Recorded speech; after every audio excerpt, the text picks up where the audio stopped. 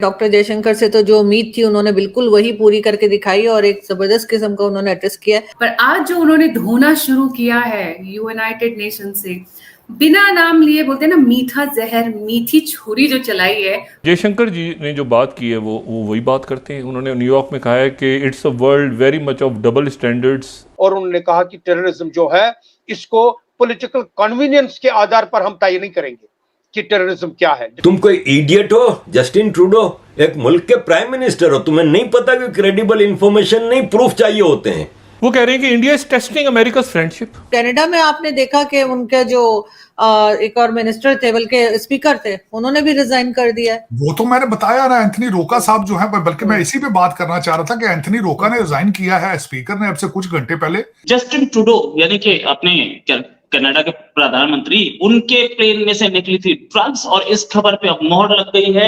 और मुझे लगता है ये भी सूंघने वाला आदमी है, क्योंकि इसके पता लगा था कि शायद प्लेन में से कुछ ये न्यूज भी आ रही है कि इसके प्लेन से कुछ निकला है, ड्रग्स वगैरह मिली है। इंडियंस की जगह पाकिस्तानी कनाडा में काम करेंगे, इंडियंस वहां से निकल जाएंगे, वीजे बंद हो गए हैं। मोदी जो है वो पाकिस्तान का दुश्मन है, ये बातें सब साबित शुदा है। इंडिया में जो जनरल इलेक्शन है उनसे पहले हम पे लाजमी एक अटैक होगा, वहाँ पे एक हाइप क्रिएट हो जाएगी, उसके बाद मोदी के दोबारा इलेक्ट होने के चांसेस हैं। जो जस्टिन ट्रूडो साहब का तो फ्यूचर इज ओवर, वो तो he won't be able to become a prime minister again. Osama bin Laden ने आपके अमेरिका में 9/11 कराया तो आपने पूरे अफगानिस्तान, पूरे पाकिस्तान, पूरे इराक, पता नहीं कहां कहां पूरे अपने मिलियंस ऑफ लोग मार दिए। तो ये भी तो एक टेररिस्ट है, अमेरिका का नाम है, इंडिया का टेररिस्ट है। और इस वक्त दुनिया में मशहूर है कि कनाडा पॉलिटिकल असाइलम में सबसे आगे है। दोस्तों, जब G20 में कनाडा के prime minister Justin Trudeau Bharat आए थे, तब जस्टिन ट्रूडो की अच्छी खासी बेइज्जती हुई थी भारत में। और इसके साथ साथ हमें जस्टिन ट्रूडो की एक खास खबर मिली थी, और वो ये है कि जस्टिन ट्रूडो के प्ले में काफ़ी सारे ड्रग्स भी मिले थे, जिसे भारत सरकार ने जब्त कर लिया था। और कुछ ये भी कह रहे हैं कि जस्टिन ट्रूडो डिप्रेशन में जा रहे हैं, जिसके वजह से उन्होंने हमारे प्रेसिडेंट द्वारा स्टेट डिनर को भी अटेंड नहीं किया था। तो दोस्तों, अब भारत के एक वरिष्ठ डिप्लोमेट ने भी इस बात की पुष्टि की है कि जस्टिन ट्रूडो के प्लेन से भारत सरकार को काफ़ी सारे ड्रग्स मिले थे।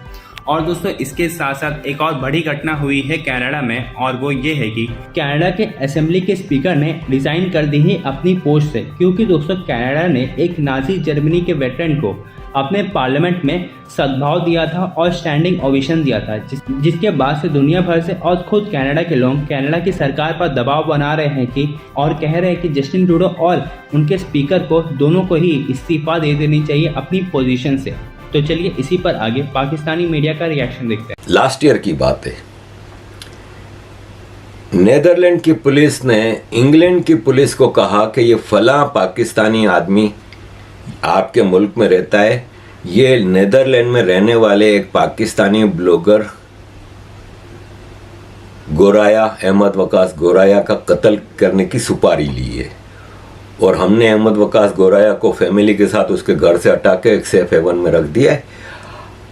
आप ये देखो कि ये रोटरडम बार बार आ रहा है, और अब ये रोटरडम से वापस जा रहा है, क्योंकि इसको अहमद वकास गोराया मिला नहीं। पकड़ो इसको। ब्रिटिश पुलिस ने उस आदमी, पाकिस्तानी आदमी को पकड़ा।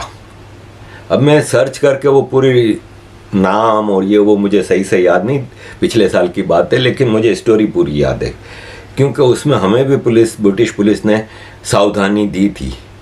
जैसे अमेरिका में FBI खालिस्तानियों को सावधानी दे रही है ना, ऐसा हमें भी सावधानी दी थी कि ज़रा एहतियात रखो, ये वो 3 मिनट में हम आ जाएंगे, हमें इस नंबर पे कॉल करो, कहीं भी मसला हो, ये वो पूरी फैमिली को ब्रीफ कर दिया गया था। तो खैर, ब्रिटिश पुलिस ने उस आदमी को पकड़ा जब वो वापस आ रहा था हॉलैंड से। तो इसको वो ट्रेन से उतरा, जब तो उधर ही धर लिया इमिग्रेशन पे। इसका व्हाट्सअप चेक किया तो उसके व्हाट्सअप से पाकिस्तान से बाकायदा उसको 1 लाख पाउंड की सुपारी दी गई थी। 1 करोड़ रुपया इंडियन बनता है। सुपारी दी थी कि अहमद वकास गोराया को मार दो, पाकिस्तानी नंबर से।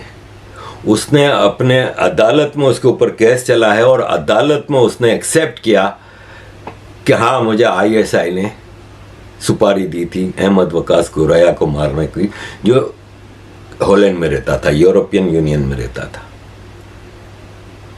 अदालत ने उस आदमी को सजा भी दी। उसने रोटरडम की एक सुपरमार्केट से छुरी भी खरीदी थी अहमद वकास गोराया को मारने के लिए। सवाल यह है कि हॉलैंड की या यूरोपियन यूनियन ने पाकिस्तानी गवर्नमेंट को क्यों जिम्मेदार नहीं ठहराया, जैसे इस वक्त कनाडा की गवर्नमेंट इंडिया को ठहरा रही है। अदालत ने सजा दी। अभी तो कनाडा के पास कोई एविडेंस नहीं है। इतना एक हफ्ते से ड्रामा चल रहा है, एविडेंस होता तो अब तक सामने रख देता। No, we have information, credible information. Credible information पे अदालतें नहीं चलती। क्रेडिबल इंफॉर्मेशन पे केस नहीं बनते। तुम कोई इडियट हो, जस्टिन ट्रूडो, एक मुल्क के प्राइम मिनिस्टर हो, तुम्हें नहीं पता कि क्रेडिबल इंफॉर्मेशन नहीं, प्रूफ चाहिए होते हैं।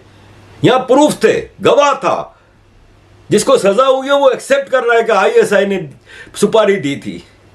करीमा बलोच को मारा, साजिद हुसैन को मारा, सबको आपने हादसा करार दे दिया। यहां तो प्रूफ है, आपकी अदालत ने उसको सजा दी है।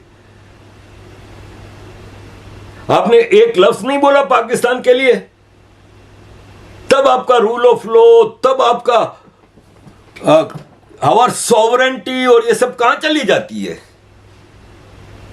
हमें धमकियां दी जाती हैं, पुलिस मुंह बंद करके बैठ जाती है। बट यू टेक केयर, सावधानी बरतो, बस एहतियात किया करो, बाहर निकलते वक्त ये वो ज्यादा नहीं निकला करो। हमें वो कह रहे हैं।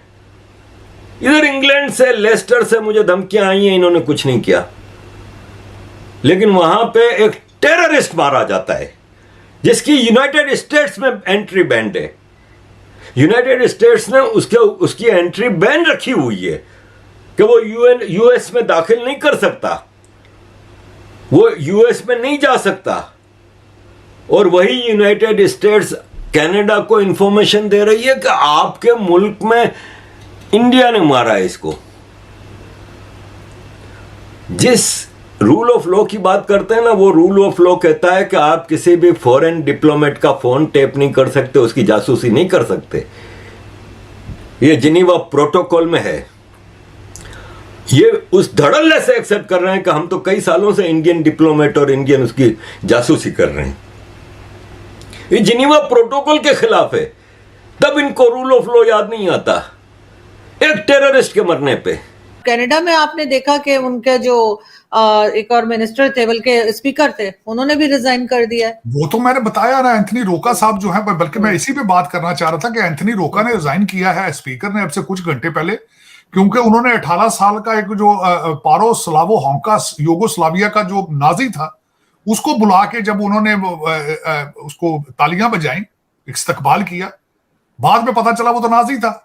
इससे तो इनका केस और कमजोर हो चुका है, क्योंकि ये बुला लेते हैं लोगों को, या जो भी रिसर्च करते हैं अपना होमवर्क नहीं करते, बस खामखा खड़े होकर अपने असेंबली के अंदर तकरीरें कर देते हैं, लोगों को बुला लेते हैं, होमवर्क नहीं करते, पहले रिसर्च नहीं करते। तो इससे तो इनका केस और कमजोर हो चुका है। जो जस्टिन ट्रूडो साहब का तो फ्यूचर इज ओवर, वो तो he won't be able to become a prime minister again. और दूसरा जो नया लीडर आगे आएगा, उसका सबसे पहला क्या ऑब्जेक्टिव होना चाहिए या होगा कि कनाडा का एतमाद बहाल करे। भाई दुनिया में तो इस वक्त यही समझा जा रहा है कि आप टेररिस्टों को वहां रखते हैं। आज श्रीलंका के फॉरेन मिनिस्टर ने भी स्टेटमेंट दी है और वो बात बिल्कुल ठीक है। ये तामिल टाइगर के जो तामिल मूवमेंट के जितने जो टेररिस्ट थे उनको भी वहीं पनाह मिलती थी जाके। और इस वक्त दुनिया में मशहूर है कि कनाडा पॉलिटिकल असाइलम में सबसे आगे है, बगैर किसी रिसर्च किए फॉरेन लोगों को दे देता है पॉलिटिकल असाइलम। ये तो फ्रॉड हो रहा है पूरी दुनिया में।